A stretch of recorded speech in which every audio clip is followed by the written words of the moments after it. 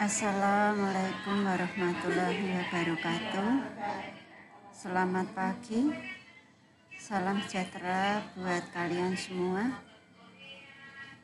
Selamat bertemu kembali pada mata pelajaran IPS.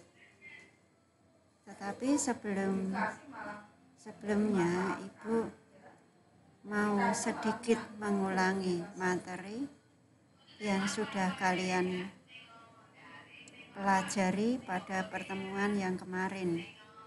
Pada pertemuan yang kemarin kalian sudah mengetahui mengenai interaksi antar ruang dan waktu. Pasti kalian ingat ya anak-anak ya, apa pengertian dari ruang dan apa pengertian dari waktu. Kalian juga masih ingat faktor-faktor penyebab adanya interaksi antar ruang itu apa saja? Pada pertemuan ini, Ibu ingin melanjutkan materi berikutnya, yaitu mengenai pemahaman lokasi melalui peta.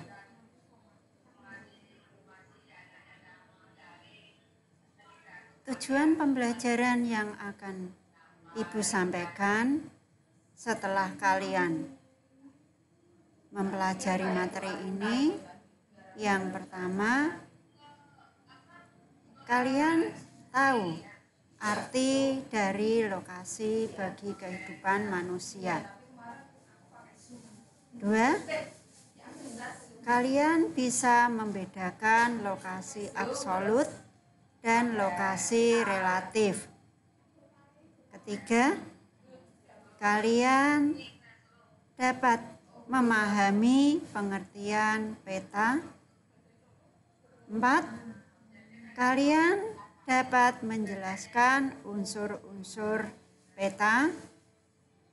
5, kalian bisa memahami lokasi melalui peta.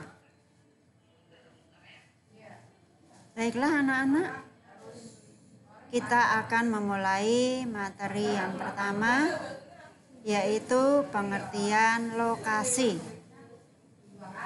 Lokasi itu apa? Lokasi adalah letak suatu tempat atau objek yang ada di permukaan bumi. Contohnya, di manakah lokasi dari SMP 4 Negeri 4 Semarang?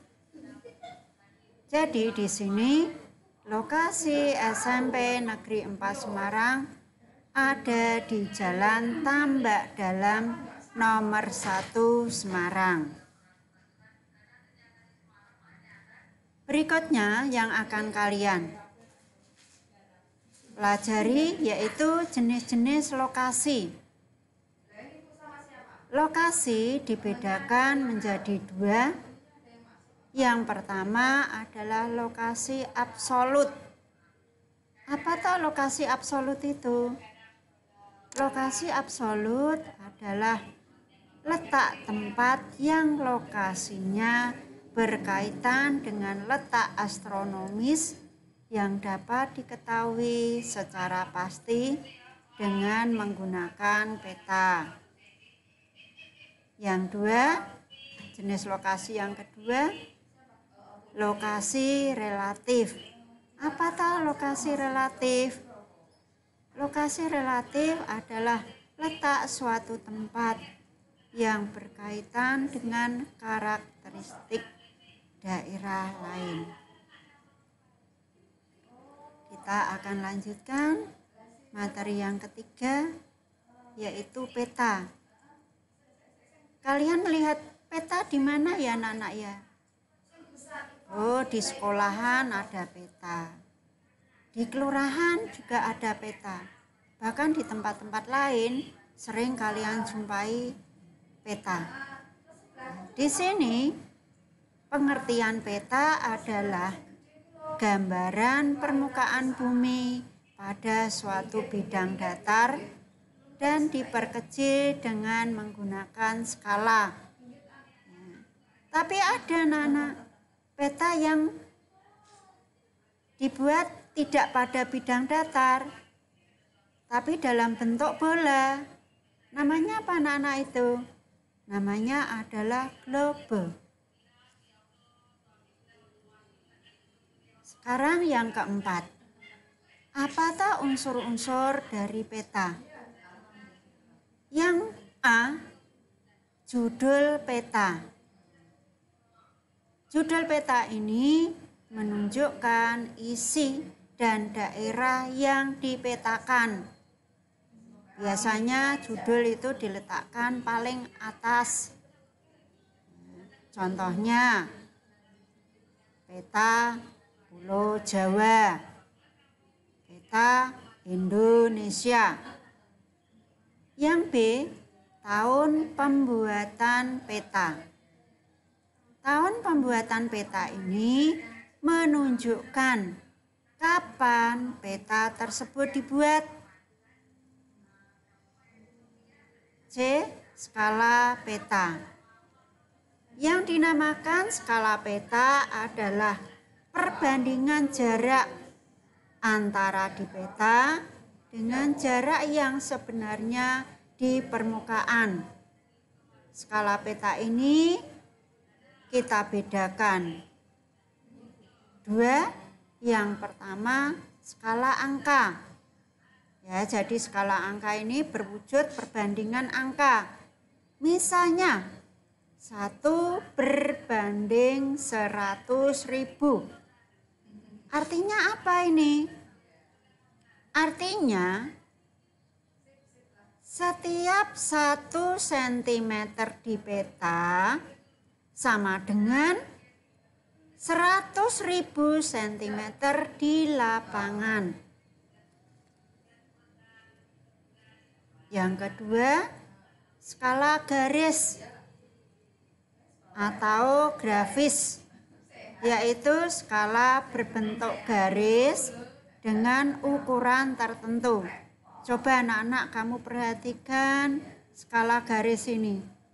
Ya, yaitu 0 cm, 1, 2, 3, 4. Kemudian di bawahnya 0 km, 5 km, 10 km, 15 km, 20 km. Artinya apa ini? Artinya setiap 1 cm di peta berbanding 5 km di lapangan. Itu ya anak-anak ya. Kemudian unsur peta yang D, orientasi utara. Kalian sering menyebutnya arah mata angin. Orientasi ini menjelaskan bahwa bagian atas dari peta.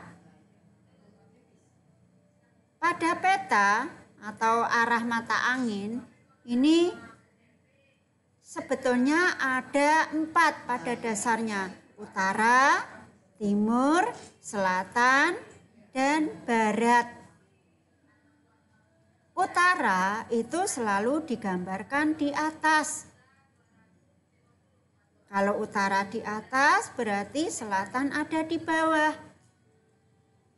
Sebelah kanan pasti arah timur. Dan sebelah kiri adalah arah barat. Ya, antara utara dan timur arahnya namanya timur laut.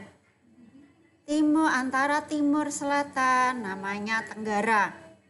Antara selatan barat namanya barat daya. Antara barat dan utara namanya barat laut. Mungkin pada saat kalian di SD, mungkin pernah bapak atau ibu guru untuk memudahkan kalian hafal, ya, ibu akan sedikit menyanyikan ini untuk mengingat-ingat kalian. Kalian bisa mengikuti, ya. Kita mulai lagunya. Timur, tenggara, selatan, barat, daya, barat laut, utara timur laut. Nah, itu adalah arah mata angin ya anak-anak ya. Kita lanjutkan. Unsur yang berikutnya, simbol peta. Simbol peta ini adalah suatu lambang atau tanda yang digunakan pada peta untuk mewakili objek yang ada di permukaan bumi. Simbol peta ini macamnya yang pertama simbol titik. Ya, jadi ini berupa titik. Coba kalian perhatikan.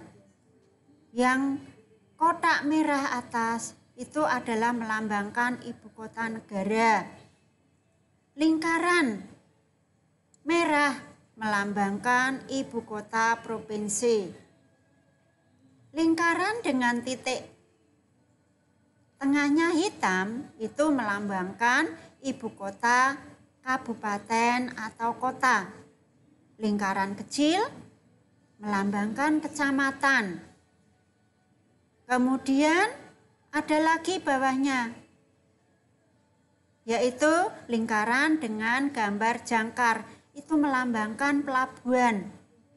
Segitiga hitam itu melambangkan gunung yang sudah mati, sudah tidak aktif lagi. Segitiga merah itu melambangkan gunungnya masih aktif atau gunung berapi. Kemudian simbol yang kedua, simbol garis. Simbol garis yang digunakan di dalam peta yang berupa garis. Coba kalian perhatikan.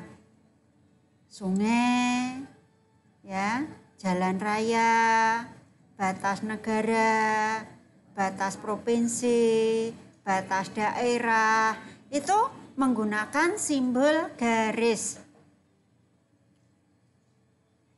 Yang ketiga, simbol warna. Warna yang digunakan untuk mewakili objek tertentu. Di dalam peta itu ada warna-warna yang sering kalian gunakan kalau kalian menggambar peta. Yang utama warnanya adalah hijau, kuning, coklat, biru. Hijau itu biasanya digunakan untuk melambangkan daerah dataran rendah. Warna kuning biasanya digunakan untuk melambangkan daerah dataran tinggi. Warna coklat biasanya digunakan untuk daerah pegunungan. Warna biru biasanya digunakan sebagai lambang laut, warna laut. Yang keempat, simbol area. Simbol yang berupa area untuk mewakili objek tertentu. Contohnya, ya, yang termasuk simbol area adalah danau, rawa, sawah. Itu masuk dalam simbol area. Kemudian unsur peta yang F, garis astronomis. Garis astronomis ini adalah garis khayal pada peta berupa koordinat peta dalam bentuk garis lintang dan garis bujur. Garis lintang itu adalah garis yang horizontal, anak-anak. Garis lintang itu macamnya ada dua. Lintang utara, yang sebelah utara namanya lintang utara, yang sebelah selatan namanya lintang selatan. Garis bujur itu garis yang arahnya vertikal dari kutub utara ke kutub selatan. Di sini garis bujur juga macamnya ada dua, bujur barat dan bujur timur.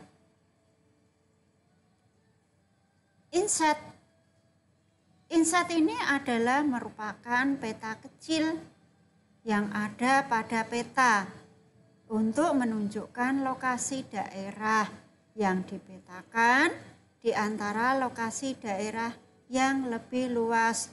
Biasanya inset ini diletakkan di bawah ya anak-anak ya, ada kotak kecil pada suatu peta, itu namanya inset. Kemudian legenda. Legenda ini adalah menunjukkan keterangan semua aspek yang ada atau muncul pada permukaan peta.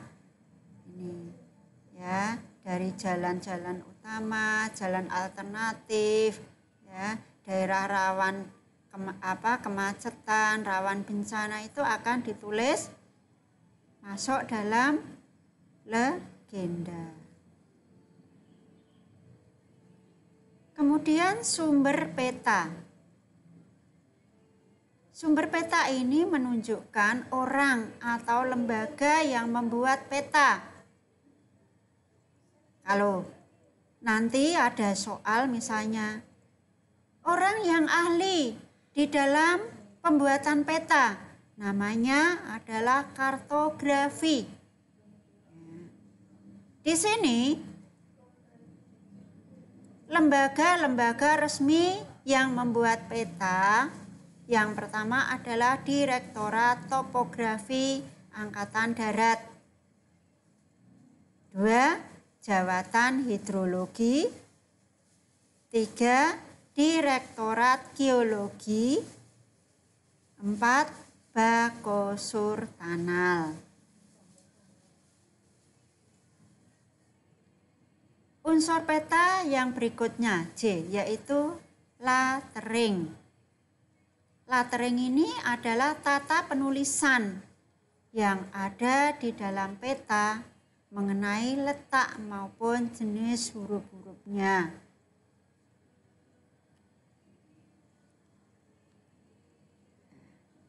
Coba anak-anak perhatikan, ini adalah peta Indonesia.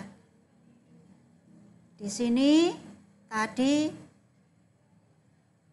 ada unsur-unsur yang sudah ada, mulai dari judul diletakkan di atas, garis koordinat, simbol, legenda, sumber peta, lambang orientasi, skala, dan sebagainya. Ya, ini adalah unsur-unsur peta. Berikutnya.